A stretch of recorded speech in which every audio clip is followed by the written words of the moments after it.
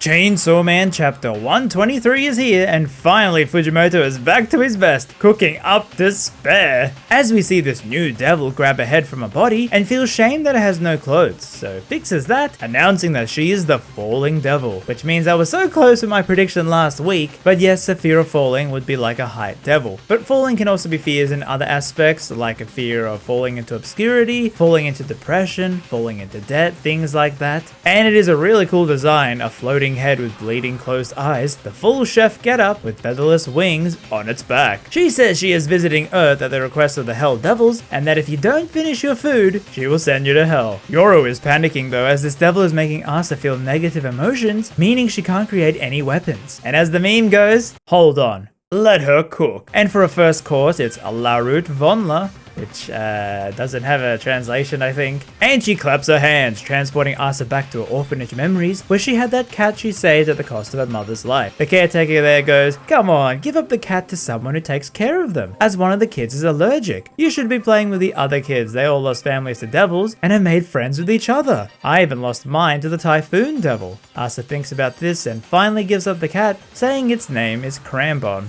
And immediately that night, one of the kids talks to Asa, asking where is that cat, saying that when they were playing in the river, they saw a cat that looked like Crambon dead at the bottom.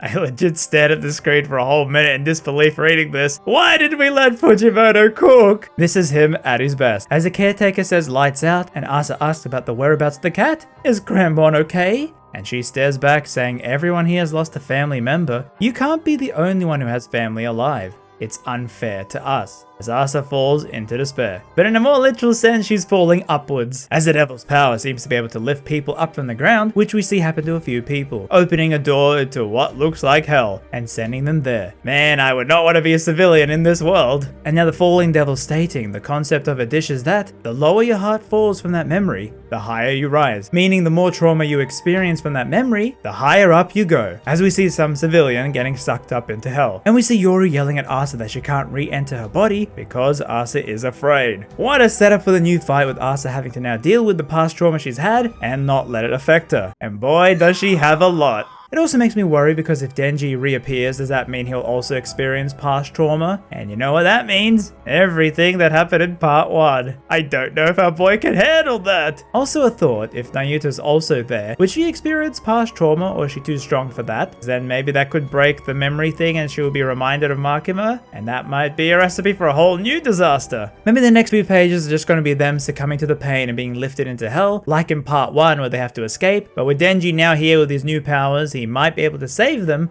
this time. And I guess to let Yoru back into control, Asa has to overcome this fear. And it's kind of worrying how big a range of attack this devil has. Maybe Asa will have to be fearless to even attack her. And I'm guessing most of these attacks will be a dish based, you know, like a full course meal. Also, Yoru says this chapter that of the two of us, only Asa can make strong weapons. Which makes me wonder, why did Yoru try turning Denji into a weapon? Or was it because this time Asa was feeling despair, so Yoru can't use the ability now? But regardless, the next chapter will be quite intense, as we see either Asa getting more trauma and having to deal with it, or Denji will appear and also have to deal with it. And with Fuji back to his best, he's gonna be cooking up something. And on a personal note, I will actually be in Japan during the next week's chapter, so I won't be able to react to it live. I will cover it afterwards. I'm actually going to be trying out the Chainsaw Man Cafe. So while I'm gone, you can click over here to see a 40-minute recap of part 1. Yes, all of Denji's trauma is right there.